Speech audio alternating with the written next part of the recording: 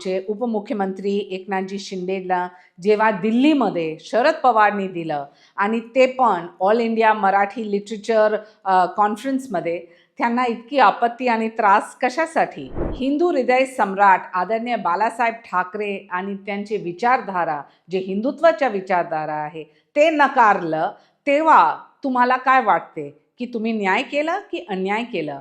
तर जेव्हा कोणाला हे सन्मान भेटते तर तुम्हाला हे बघायचं आहे, हे महाराष्ट्रासाठी सन्मान आहे. आणि जे तुम्हाला इतकीच त्रास होते तर नक्कीच काउन्सिलिंग सुरू करा.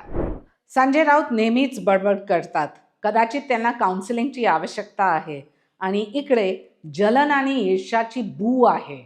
राष्ट्र गौरव अवॉर्ड आमचे महादी शिंदेनी जे पूर्ण मराठी सन्स ऑफ द सॉइल्सचा इतिहास लिहिलेले आहे, ते अवॉर्ड आमचे उपमुख्यमंत्री एकनाथजी शिंदेला जेव्हा दिल्लीमध्ये शरद पवारनी दिलं आणि ते पण ऑल इंडिया मराठी लिटरेचर कॉन्फरन्समध्ये, त्यांना इतकी आपत्ती आणि त्रास कशासाठी?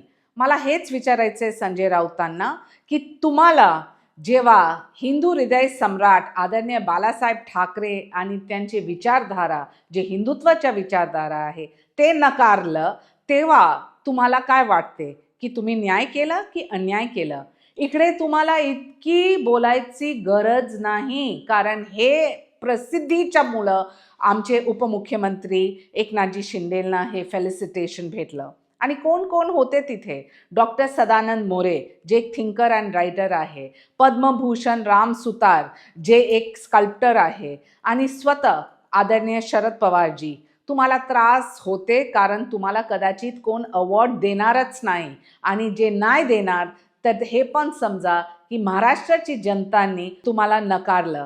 तर जेव्हा कोणाला हे सन्मान भेटते तर तुम्हाला हे बघायचं आहे, हे महाराष्ट्रासाठी सन्मान आहे.